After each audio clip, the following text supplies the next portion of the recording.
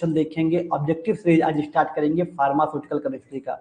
Pharmaceutical chemistry में हम क्या क्या पढ़े हैं, टॉप 20 क्वेश्चन को कवर कर चुके हैं, जो 20 लॉन्ग शॉर्ट दोनों हो जाएंगे, उसमें बहुत इंपॉर्टेंट था। उसके बाद top structure, most important selected structure आपको पढ़ाए हैं चैप्टर नंबर 5 से लेकर के चैप्टर नंबर 13 तक। जितने भी इंपॉर्टेंट लग सकते थे, एग्जाम में उठाए जा सकते थे, वो सब पढ़ा दिया गया है। जरूर देखिएगा, बहुत इंपॉर्टेंट स्ट्रक्चर आपको बताए हैं। 5 पार्ट में है, 5 भाग में है, उसको जरूर देखिएगा।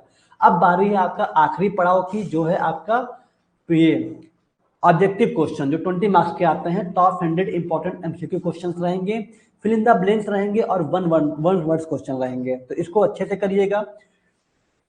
सारी चीजें आपको पढ़ाया जा चुका है, ठीक है। अपने मन से आपको किसी का चीटिंग नहीं करना है, जो आंसर सही लगे वही आंसर बताना है। ओके, पहले हम कवर करेंगे मल्टीपल चॉइस क्वेश्चन, फिर उसके बाद फिल इन द ब्लैंक्स और लास्ट में वन वर्ड्स कंप्लीट करेंगे, ठीक है। चलिए,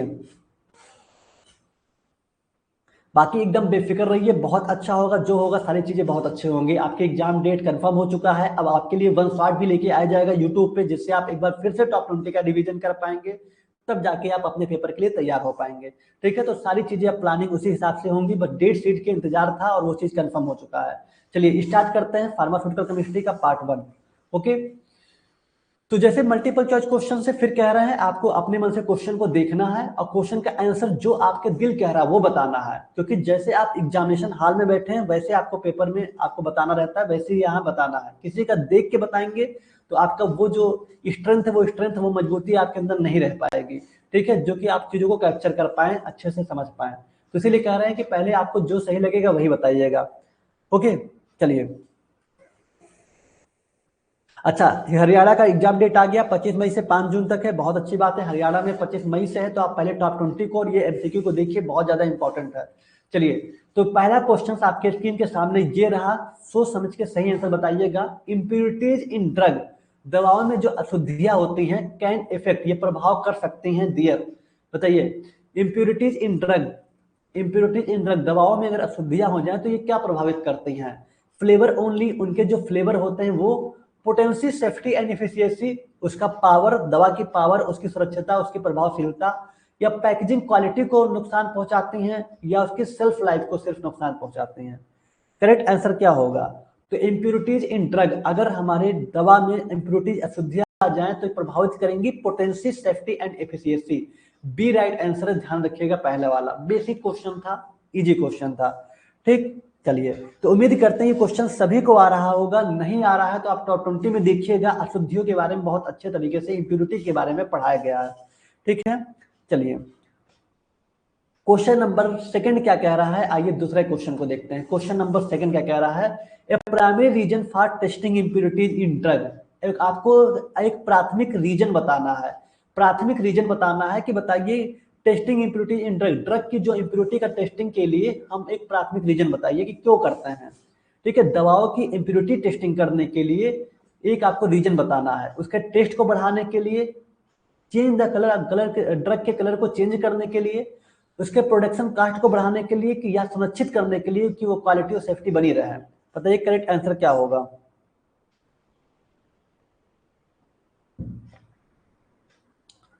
ए primary reason for testing impurity, आपको एक प्राथमिक रीजन बताना है कि इंप्योरिटी को क्यों टेस्ट करते हैं अपने दवा में।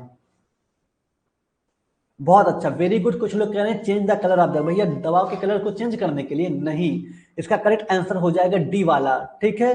डी वाला होगा, ध्यान रखिएगा। इंश्योर क्वालिटी एंड सेफ्टी, ये सुनिश्चित करने के लिए कि दवा की क्वालिटी और सेफ्टी बनी रहे, इसलिए हम दवा में अशुद्धियों की टेस्टिंग करते हैं। ओके, लिमिट टेस्ट करते हैं, जिससे हमें पता चल सके कि हम प्रॉपर तरीके से इसमें कोई अशुद्धियां नहीं है, ठीक है। चलिए, बहुत अच्छी बात है। क्वेश्चन नंबर थर्ड देखते हैं, तीसरे का आंसर होगा। तीसरा क्वेश्चन है कि the reagent used in the chloride limited, ये क्वेश्चन को तो हमने जाने कितनी बार पढ़ा चुके हैं। लिमिटेड फॉर क्लोराइड में कौन से रिएजेंट यूज होते हैं, लिमिटेड फॉर क्लोराइड में कौन से अभिकर्मक, ठीक है, कौन से अभिकर्मक यूज होते हैं, ये आपको बताना है। Methyl orange, ferric alum, silver nitrate या litmus. Methyl orange, ferric alum, silver nitrate या लिटमस। बहुत अच्छा, वेरी गुड, सिल्वर नाइट्रेट। बहुत अच्छे से आप जानते हैं कि लिमिटेड फॉर क्लोराइड, क्लोराइड में हम सैंपल लेंगे सोडियम क्लोराइड का, किसके साथ रिएक्शन कराएंगे? बहुत अच्छा, सिल्वर नाइट्रेट के साथ। और जिसके साथ रिएक्शन कराते हैं वही हमारा क्या होता है? वही हमारा रिएजेंट होता है, वही हमारा अभिकर्मक होता है। किसके प्रेजेंस में होगा? किसके प्रेजेंस में होता है? बिल्कुल सही, dilute nitric acid. Dilute nitric acid के प्रेजेंस में होता है और क्या बनाता है? AgCl के साथ मिलकर AgCl बनाता है। जो व्हाइट कलर का क्या होगा? पीपीटी होगा, व्हाइट कलर का प्रेसिपिटेट होता है। तो बहुत बेसिक चीजें हैं, अक्सर पूछा जाता है, ये आपके पीवाईक्यू में भी आया हुआ है, तो इजी क्वेश्चन है। लिमिटेड फॉर क्लोराइड में जो रिएजेंट अभिकर्मक यूज होता है वो सिल्वर नाइट्रेट AgNO3 होता है, ध्यान रखिएगा। ठीक है, तो यहाँ पे BC राइट आंसर है, ध्यान रखिएगा। ओके, चलिए बहुत अच्छा। क्वेश्चन नंबर 4 देखते हैं क्या होगा। उम्मीद करते हैं क्वेश्चन सभी को समझ में आया होगा। ठीक है, क्वेश्चन नंबर 4 आ रहा है कि limited for chloride detect. Limited for chloride में हम क्या पता लगाते हैं? लिमिटेड फॉर क्लोराइड में हम क्या पता लगाते हैं? जो क्लोराइड का लिमिट टेस्ट करते हैं, परीक्षण करते हैं, तो क्या पता चलता है? क्लोराइड आयन का, कार्बोनेट का, सोडियम का, नाइट्रेट का? क्लोराइड आयन, कार्बोनेट, सोडियम या नाइट्रेट? बताइए क्वेश्चन नंबर 4 का क्या आंसर होगा? क्लोराइड आयन का, कार्बोनेट का, सोडियम का या नाइट्रेट का? बहुत अच्छा, वेरी गुड। इसका करेक्ट आंसर होगा क्लोराइड आयन।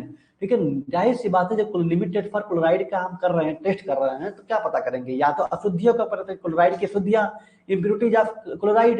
लेकिन ऐसा कुछ लिखा नहीं है, यहाँ खाली क्लोराइड आयन, तो इसमें क्लोराइड आयन का पता लगाएंगे। ठीक है, ए राइट आंसर है चौथे वाला। ठीक, चलिए बहुत अच्छा, वेरी गुड। क्वेश्चन नंबर 5 क्या कह रहा है, आइए वो भी बहुत अच्छे से देखते हैं, उसको भी कवर करेंगे। पांचवा है कि barium chloride is used in the sulphate test. Barium chloride का प्रयोग लिमिटेड फॉर सल्फेट टेस्ट में होता है, क्योंकि barium chloride is used in the sulphate test. बताइए, लिमिटेड फॉर सल्फेट में बेरियम क्लोराइड को एज ए रिएजेंट यूज करते हैं। क्यों करते हैं? Turn red in water. ठीक है, ये पानी को लाल कर देता है। रिएक्ट विद सल्फेट, ये सल्फेट के साथ रिएक्ट करता है और व्हाइट प्रेसिपिटेट बनाता है। या डिजॉल्व कंप्लीटली, पूरी तरह से घुल जाता है। या कलर के फॉर्मेशन को बढ़ा देता है, कलर के निर्माण को बढ़ा देता है। बताइए बेरियम क्लोराइड को हम क्यों यूज करते हैं लिमिटेड फॉर सल्फेट में? ये आपसे पूछा जा रहा है।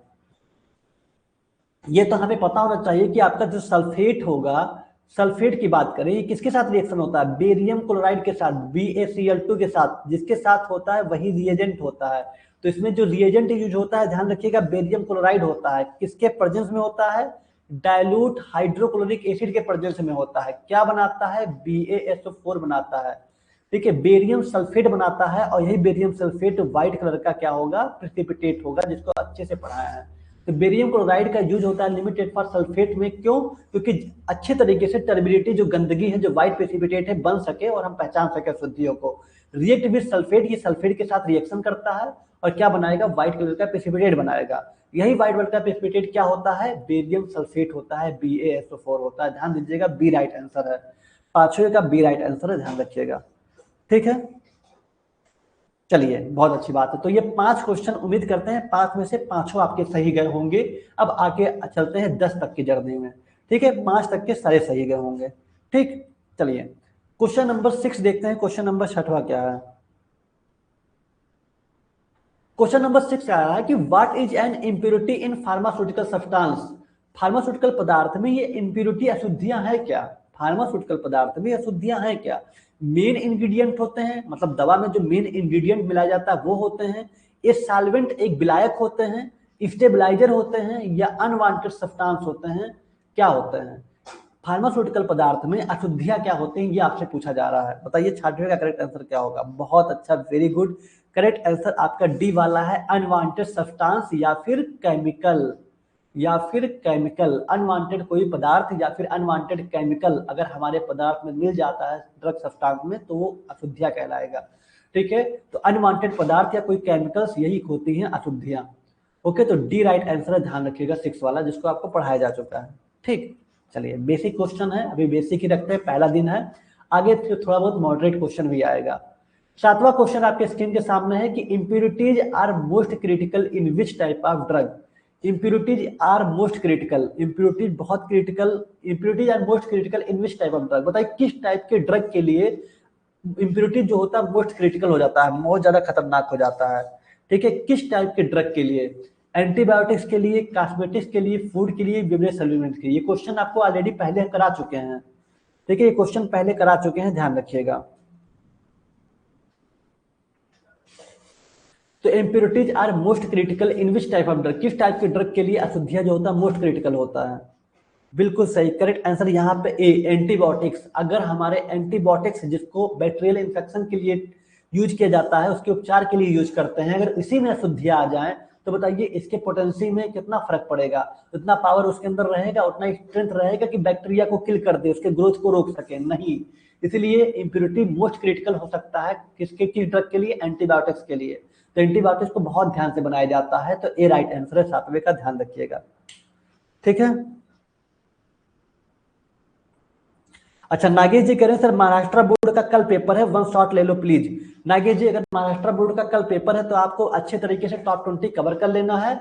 आपको हम आरजीपीबी का जो 2025 वाला आरजीपीबी का वन शॉट कराए हैं उसको देख लीजिएगा, यूट्यूब पे पड़ा हुआ है, 4 घंटे का लेक्चर है।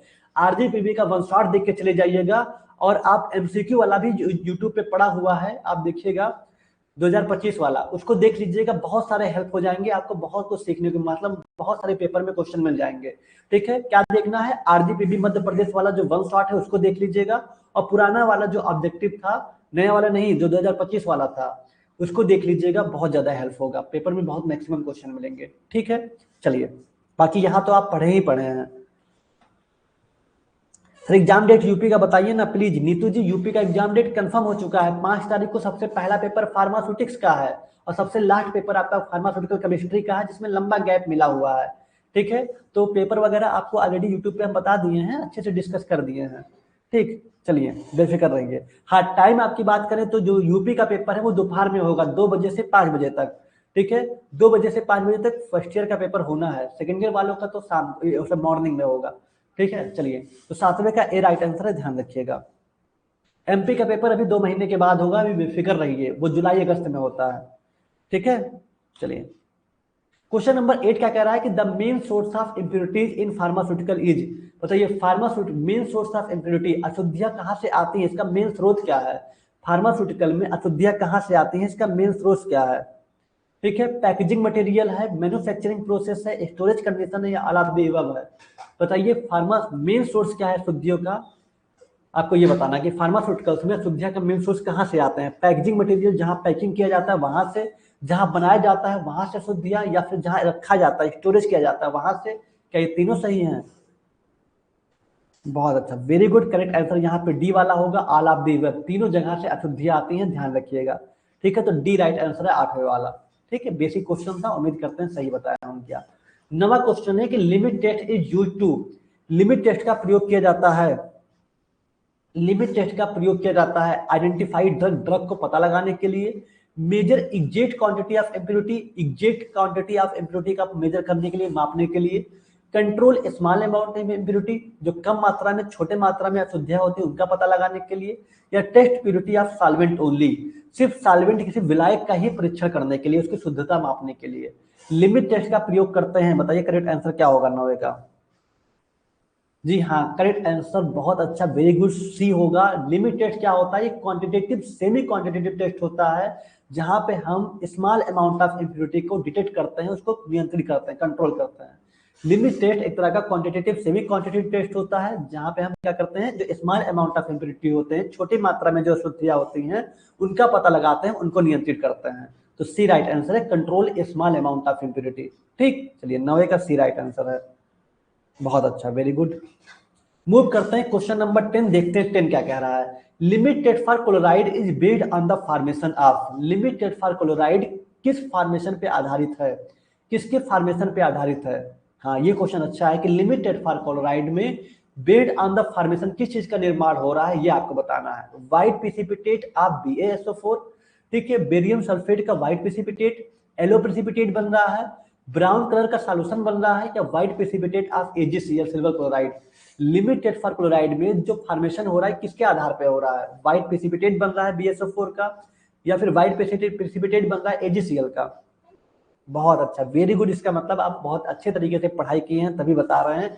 करेक्ट आंसर यहाँ पे डी वाला होगा। अगर यही क्वेश्चन आपसे पूछा होता कि limited for chloride, sorry limited for sulphate is based on the formation of, तो आपका पहला वाला सही होता। लिमिटेड फॉर सल्फेट में बेरियम सल्फेट बनता है जो व्हाइट कलर का होता है, और लिमिटेड फॉर क्लोराइड में सिल्वर क्लोराइड बनता है, AgCl बनता है जो व्हाइट कलर का होगा। ठीक है, ध्यान रखिएगा, दोनों में बहुत अंतर है। तो डी राइट आंसर है 10th का। तो 10 क्वेश्चन बहुत इजी थे फार्मास्यूटिकल केमिस्ट्री के। उम्मीद करते हैं 10 में से 10 सही गए होंगे आप लोगों के। ठीक है, 9 क्वेश्चन तो सही गए ही होंगे। ठीक, चलिए आगे बढ़ते हैं। क्वेश्चन नंबर 11 से 20 तक का सफर है, आइए उसको देखते हैं कि क्वेश्चन नंबर 11 क्या कह रहा है। 11 कह रहा है कि द लिमिटेड फॉर आयरन, ध्यान से देखिएगा, limited for iron is based on the formation of coloured complex with. अच्छा, लिमिटेड फॉर आयरन बताइए किस फॉर्मेशन पे आधारित है, जो कलर कॉम्प्लेक्स बन रहा है वो क्या बन रहा है।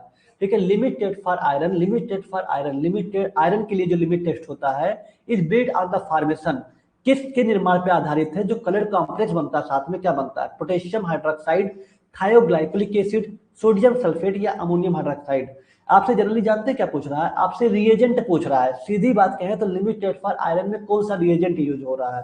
ठीक है, बताइए इसको किस तरह से कह रहा है कि जो कलर कॉम्प्लेक्स हो रहा है उसका फॉर्मेशन हो रहा है तो किस पे आधारित है, भाई रिएजेंट पे आधारित होगा तभी तो कलर आएगा। तो वो रिएजेंट आपसे पूछना चाह रहा है कि लिमिटेड फॉर आयरन में कौन सा रिएजेंट यूज होता है, potassium hydroxide, थायोग्लाइकोलिक acid, sodium hydroxide, ammonium hydroxide. बिल्कुल करेक्ट आंसर यहाँ पे होगा बी वाला, थायोग्लाइकोलिक एसिड। याद कर लीजिएगा, लिमिटेड फॉर आयरन में जो आपका रिएजेंट यूज होता है वो थायोग्लाइकोलिक एसिड होता है। ठीक है, लिमिटेड फॉर आयरन में थायोग्लाइकोलिक एसिड, अमोनियम थायोसाइनेट और पोटेशियम थायोसाइनेट, ये तीनों यूज होते हैं, ध्यान रखिएगा। खासकर मैक्सिमम आपसे थायोग्लाइकोलिक एसिड और अमोनियम थायोसाइनेट पूछा जाता है। ठीक है, यहाँ पे जो फेरिक आयरन होते हैं Fe पे 3+ चार्ज, इसको कन्वर्ट कर दिया जाता है Fe पे 2+ चार्ज, जो कि फेरस आयरन होते हैं। ठीक है, फेरस आयरन होते हैं, ध्यान रखिएगा, ये होते हैं फेरिक आयरन। ठीक है, चलिए, तो यहाँ पे थायोग्लाइकोलिक एसिड या अमोनियम थायोसाइनेट यूज होता है एज ए रिएजेंट। ठीक है, तो बी राइट आंसर है 11वें का, ध्यान रखिएगा। ओके, चलिए यहाँ पे देख सकते हैं ये आपका स्टैंडर्ड वाला है, ये आपका टेस्ट वाला है। टेस्ट का कलर अगर हल्का आ रहा है तो लिमिट टेस्ट पास हो गया, जैसा कि देख रहे हैं लिमिटेड फॉर आयरन में, ये तो आप पढ़ ही चुके हैं। क्वेश्चन नंबर 12 है कि in the limited for iron colour complex form in. अच्छा, लिमिटेड फॉर आयरन में जो कलर कॉम्प्लेक्स बन रहा है वो क्या फॉर्म हो रहा है, किस कलर का फॉर्म हो रहा है, blue colour, red colour, purple colour, green colour. Blue colour यहाँ तो आप देख पे आ रहे हैं, जिसको लिमिटेड फॉर आयरन का ही है, ये आयरन लिमिट टेस्ट का ही है। ठीक है, आयरन लिमिट टेस्ट का ही है। बताइए कि जो लिमिट टेस्ट फॉर आयरन में जो कलर कॉम्प्लेक्स बन रहा है वो क्या फॉर्म हो रहा है, ब्लू कलर, नीला कलर, लाल कलर, पर्पल कलर या फिर हरा कलर, बैंगनी कलर या फिर हरा कलर। बहुत अच्छा, वेरी गुड, पर्पल कलर का, सी राइट आंसर है। ध्यान दीजिएगा पर्पल कलर का होता है। ठीक है, पर्पल कलर का कॉम्प्लेक्स बनता है, तो सी राइट आंसर है। 12th का करेक्ट आंसर सी वाला होगा, ध्यान रखिएगा। ठीक, चलिए किसी किसी बुक में आप देखेंगे, बहुत सारी ऐसी बुक आपको मिलेंगी मार्केट में जिसमें रेड कलर दिया है। ठीक है, तो कभी कभी टेस्टिंग में ऐसा होता है रेड कलर भी आता है, लेकिन एग्जैक्ट रेफरेंस बुक उठाएंगे तो वहाँ पर्पल कलर दिया हुआ है। ठीक है, अलग अलग तरह का मिसप्रिंट है, कहीं पे रेड लिखा है, कहीं पर्पल लिखा है, बड़ा कंफ्यूजन होता है, लेकिन सी राइट आंसर है पर्पल। ठीक, ध्यान रखिएगा। क्वेश्चन नंबर देखते हैं 13 क्या कह रहा है कि which reagent reduce ferric iron to ferrous form in the iron limited. बताइए, फिर आपसे पूछ रहा रिएजेंट, आपको बाकी चीजें तो भूल ही जाना है। आपसे कह रहा है कि कौन सा रिएजेंट रिड्यूस कम कर देता है फेरिक आयरन को फेरस आयरन में, ferric iron to ferrous iron in iron limited. Iron limited में वो कौन सा रिएजेंट है जो फेरिक आयरन को फेरस फॉर्म में कन्वर्ट कर देता है। भाई फेरिक आयरन मतलब Fe पे 3+ चार्ज को कन्वर्ट कर देता है Fe पे 2+ चार्ज को, इसको बोलते हैं फेरस फॉर्म। तो बताइए कौन सा यहाँ रिएजेंट होता है, वो रिएजेंट होता है थायोग्लाइकोलिक एसिड। डी राइट आंसर है, ध्यान रखिएगा। ठीक है, थायोग्लाइकोलिक एसिड की वजह से ही बाद में बनता है फेरस थायोग्लाइकोलेट बनता है। क्या बनता है, फेरस थायोग्लाइकोलेट बनता है, जो पर्पल कलर का होता है। ओके, चलिए, तो करेक्ट आंसर 13 का डी वाला होगा, ध्यान रखिएगा। अच्छा क्वेश्चन था। क्वेश्चन नंबर 14 है आपका, the colour intensity in the limited for iron is compared with. बताइए, जो कलर की तीव्रता होती है, इंटेंसिटी का मतलब तीव्रता, colour intensity in the limited for iron, limited for iron में जो कलर की तीव्रता होती है किसके साथ कंपेयर करते हैं हम। ठीक है, किसके साथ कंपेयर करते हैं, जो लिमिटेड फॉर आयरन में कलर की रंग की तीव्रता जो होती है, ब्लैक सॉल्यूशन के साथ, डिस्टिल्ड वाटर के साथ, स्टैंडर्ड आयरन सॉल्यूशन के साथ, या सैंपल सॉल्यूशन के सिर्फ सैंपल सॉल्यूशन के साथ। बताइए, लिमिटेड फॉर आयरन में जो कलर की उसके रंग की तीव्रता होती है वो किसके साथ कंपेयर करते हैं।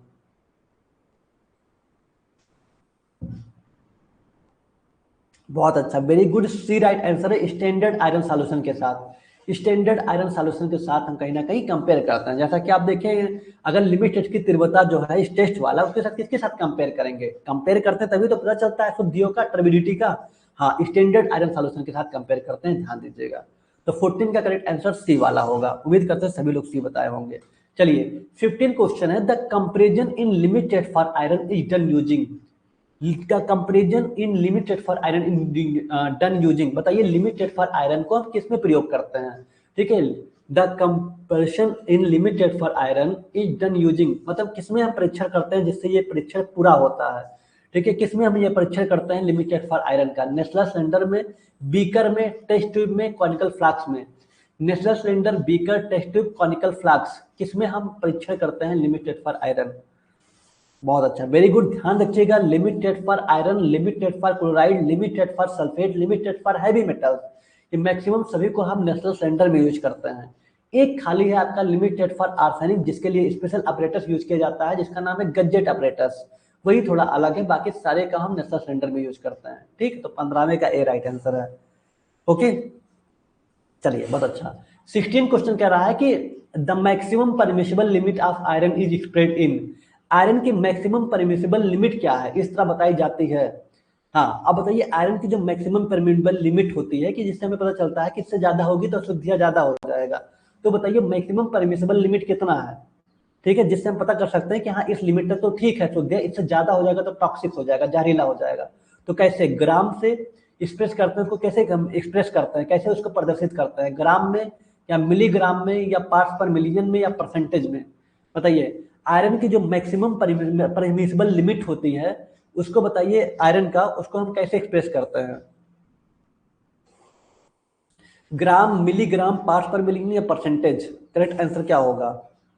जी हाँ, करेक्ट आंसर यहाँ पे सी वाला होगा। ध्यान दीजिएगा, कभी भी पूछेगा कि लिमिट टेस्ट को हम कैसे मेजर करते हैं, लिमिट टेस्ट में हम कैसे क्वांटिटी का पता लगाते हैं कितनी अशुद्धियां ठीक है, तो उसको क्या कैसे प्रदर्शित करते हैं, तो उसको पार्ट्स पर मिलियन में, पीपीएम में प्रदर्शित करते हैं। ध्यान दीजिएगा, पार्ट्स पर मिलियन में। ओके, तो सी राइट आंसर है 16वें का, ध्यान रखिएगा। ओके, चलिए बहुत अच्छा, मूव करते हैं क्वेश्चन नंबर 17, देखते हैं 17 का करेक्ट आंसर क्या है। The limit set for heavy metal is expressed as, limit set for heavy metals is expressed as, okay, limit test for heavy metal को बताइए कैसे एक्सप्रेस करेंगे? इसमें से limit test for heavy metal जो करते हैं उसको कैसे प्रदर्शित करते हैं, किसके लिए, क्या है इसमें? मरकरी, आर्सेनिक, आयरन और लेड।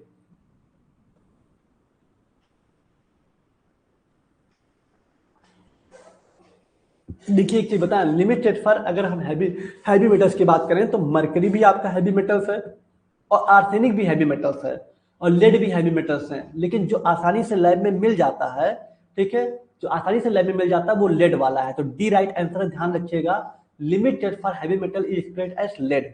ठीक है, मैक्सिमम जो होता है लेड में होता है, लेड का होता है, ध्यान रखिएगा। लिमिटेड फॉर हैवी मेटल्स की अगर बात करें तो पीबी होता है लेड, ठीक है, लेड जो कि आसानी से मिल जाता है। आर्सेनिक वगैरह बहुत टॉक्सिक होता है, इसको लैब में नहीं कराया जाता।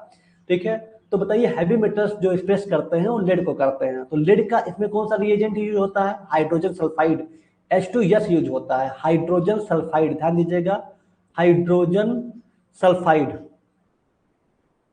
हाइड्रोजन सल्फाइड यूज करते हैं। और किसके प्रेजेंस में करते हैं? तो एसिटिक एसिड के प्रेजेंस में करते हैं, ध्यान रखिएगा। और क्या बनता है? पीबीएस बनता है, पीबीएस बनता है, लेड सल्फाइड बनता है। क्या बनता है?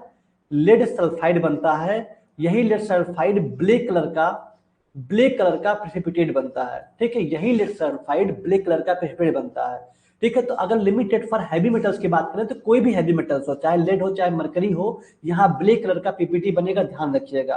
रिएजेंट क्या यूज होगा? तो हाइड्रोजन सल्फाइड यूज होगा। लिमिटेड फॉर आर्सेनिक में भी हाइड्रोजन सल्फाइड यूज होता है, लेकिन हम आपको पढ़ाए क्या है, डायरेक्ट रिड्यूसिंग एजेंट बताएं एक्टिनियस क्लोराइड का। एक बहुत लंबा प्रोसेस हो जाता है, लेकिन उस लंबे प्रोसेस को नहीं बताया है, लेकिन ध्यान रखिएगा। और बाकी अगर लिमिटेड पूछ रहा है आपसे, हैवी मेटल्स पूछ रहा है, तो यहाँ जो रिएजेंट यूज होगा वो आपका हाइड्रोजन सल्फाइड होगा। ठीक है, चलिए तो देखिए, मरकरी हो गया, कापर हो गया, लेड हो गया, आर्सेनिक हो गया, कैडमियम हो गया, ये सब क्या है? हैवी मेटल्स होते हैं। ठीक है, ध्यान रखिएगा। तो करेक्ट आंसर इसका डी वाला होगा, ध्यान रखिएगा। पीबी से प्रदर्शित करते हैं लेड को, ये लेड होता है। ठीक, चलिए 18वां क्वेश्चन है कि the main reagent used in heavy metals limit test, बताइए मेन रिएजेंट, मेन अभिकर्मक क्या होगा, लिमिटेड फॉर हैवी मेटल्स का जो मेन अभिकर्मक है क्या होगा, अभी आपको बताए थे, hydrogen sulphide, sodium hydroxide, nitric acid, ammonium chloride. बताइए hydrogen sulphide, sodium hydroxide, nitric acid या अमोनियम क्लोराइड। देखिए आपका ऐसा भी ऑप्शन आ सकता है, कोई जरूरी नहीं है। ए वाला मान लीजिए क्या है, हाइड्रोजन सल्फाइड H2S आ गया, ठीक है। बी वाला हो गया सोडियम हाइड्रोक्साइड NaOH आ गया। सी वाला आपका क्या है, नाइट्रिक एसिड HNO3 आ गया। एंड डी आपका क्या है, अमोनियम क्लोराइड NH4Cl आ गया। ये आपके क्या है, इसके फार्मूला है, hydrogen sulphide H2S, sodium hydroxide NaOH, आपका नाइट्रिक एसिड HNO3 और आपका अमोनियम क्लोराइड NH4Cl। तो आपको ध्यान रखना है, कभी कभी फार्मूला भी दे देगा एग्जाम में। तो करेक्ट आंसर यहाँ पे होगा hydrogen sulphide. Limited for heavy metals में जो रिएजेंट यूज करते हैं वो H2S हाइड्रोजन सल्फाइड यूज करते हैं, ध्यान रखिएगा। तो ए राइट आंसर है इसका क्वेश्चन नंबर 18 का। ठीक, एडमिट कार्ड आपको कॉलेज से मिलेगा, एडमिट कार्ड आपको कॉलेज से मिलेगा, वो भी जब आपका फीस जमा रहेगा तभी कॉलेज वाले देते हैं, ठीक है, वरना नहीं देते हैं एडमिट कार्ड। आइए क्वेश्चन नंबर, हाँ हैवी मेटल्स के बारे में आपको पता चल गया कि यहाँ पे heavy metals with reagent hydrogen sulphide और थायोएसिटामाइड। एक और याद रखिएगा थायोएसिटामाइड, लेकिन हाइड्रोजन सल्फाइड लिख देंगे तब भी सही रहेगा। एसिटिक एसिड के प्रेजेंस में करते हैं ब्लैक कलर का कॉम्प्लेक्स बनता है, किस कलर का, ब्लैक कलर का। ठीक, क्वेश्चन नंबर 19 है कि heavy metal react with hydrogen sulphide to form. Heavy metal जब हाइड्रोजन सल्फाइड के साथ रिएक्ट करता है तो क्या बनाता है, कलर सॉल्यूशन बनाता है, या फिर सल्फाइड का प्रेसिपिटेट बनाता है, या गैस बनाता है, या फोम बनाता है, झाग बनाता है। बताइए हैवी मेटल जब हाइड्रोजन सल्फाइड के साथ रिएक्शन करता है तो क्या बनाता है, एक कलर रंगहीन सॉल्यूशन, रंग सॉल्यूशन बनाता है, सल्फेट क्या है, सल्फाइड प्रेसिपिटेट बनाता है, गैस बनाता है, फोम बनाता है। करेक्ट आंसर क्या होगा, बहुत अच्छा, वेरी गुड, ध्यान दीजिएगा। जब हैवी मेटल जैसे हम पीबी, जो हैवी मेटल था हाइड्रोजन सल्फाइड के साथ रिएक्शन किया तो क्या बनाया, पीबीएस बना लिया, पीबीएस लेड सल्फाइड बनाया, जो ब्लैक कलर का क्या हो जाएगा, प्रिसिपिटेट होगा, पीपीटी। प्रिसिपिटेट का मतलब इनसॉल्युबल सब्सटेंस, अघुलनशील पदार्थ, जिसको पानी में डालो ना घुले, ठीक है। तो वही सल्फाइड का जो होगा वो क्या बना लेगा, प्रिसिपिटेट बना लेगा। बी राइट आंसर है। 19 का करेक्ट आंसर क्या होगा, बी वाला होगा। ठीक, चलिए तो बहुत अच्छा, 19 का बी राइट आंसर है, ध्यान रखिएगा। 20 क्वेश्चन कह रहा है कि the colour produce in heavy metals limit test. बताइए limit test for heavy metal में कौन सा कलर प्रोड्यूस होगा, limit test for heavy metals में कौन सा कलर प्रोड्यूस होगा, white colour, yellow colour, brown to black colour या blue colour. Limit test for heavy metals में कौन सा कलर प्रोड्यूस होगा, व्हाइट कलर, सफेद कलर, पीला कलर, ब्राउन से ब्लैक कलर या फिर ब्लू कलर। बताइए करेक्ट आंसर क्या होगा इसका, बहुत अच्छा, वेरी गुड, करेक्ट आंसर इसका सी वाला होगा, ब्राउन टू ब्लैक कलर। ठीक है, ब्राउन टू ब्लैक कलर होगा, ध्यान रखिएगा, brown to black colour. Limited for heavy metals में जो कलर फॉर्मेशन होता है ये ब्लैक कलर का प्रेसिपिटेट बनता है, क्या बनता है, पीपीटी बनता है, प्रेसिपिटेट बनता है। ठीक है, चलिए बहुत अच्छा। तो ये 20 क्वेश्चन बेसिक क्वेश्चन थे, उम्मीद करते हैं आपको समझ में आया होगा और मैक्सिमम आपके सही गए होंगे। कितने सही गए जरूर बताइएगा, जिसका 10 से कम सही जा रहा है भैया वो उसको अच्छे से रिवीजन करने की जरूरत है। आप टॉप 20 जरूर देखिए, उसमें बहुत अच्छे से कवर करा दिए हैं, ठीक है। जिसका ऊपर सही जा रहा है बस उसको सरसरी निगाह से रिवीजन करना है। ओके, चलिए बहुत अच्छी बात है। 16, 17, 18 तक सही जा रहा है, बहुत अच्छी बात है, वेरी गुड। 15, 16, 17 कोई बात नहीं, बहुत अच्छी बात है। तो ये था आपका पूरी तरीके से आज का पहला दिन जिसमें हम बेसिक कवर किया और बहुत टाइम हमारे पास केमिस्ट्री का है। एकदम बेफिक्र रहिए, बहुत अच्छा पेपर होगा, आप तो एकदम अच्छा पेपर होगा। ठीक, चलिए तो एग्जाम डेट आपको कंफर्म पता ही चल गया होगा, थोड़ा सा कहे तो और डिस्कस कर दें एग्जाम डेट। देखिए एग्जाम डेट आपको कंफर्म ही होगा, थोड़ा सा आपको बता दें एक बार फिर से एग्जाम डेट के बारे में। ऑफिशियल वेबसाइट पे आना है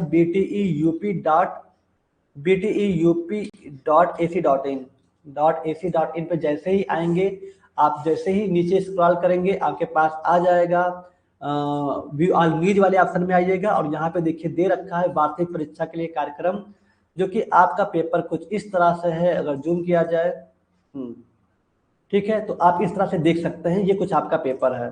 ठीक है, पहला पेपर आपका फार्मास्यूटिक्स का है, आपको दिख रहा होगा पहला पेपर फार्मास्यूटिक्स का है।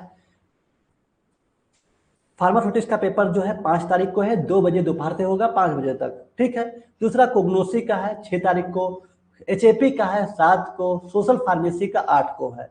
तो हमारा टारगेट यही रहेगा कि सोशल फार्मेसी को आपको पहले कवर करा दिया जाए सारी चीजें, ठीक है। और आपका केमिस्ट्री का पेपर सबसे लास्ट में है। सोशल फार्मेसी के बाद 18 तारीख को, 8 के बाद 18 तारीख को केमिस्ट्री का पेपर है 2 से 5, मतलब 5, 6, 7, 8 लगातार पेपर है। Pharmaceutics, cognosy, HAP, social pharmacy.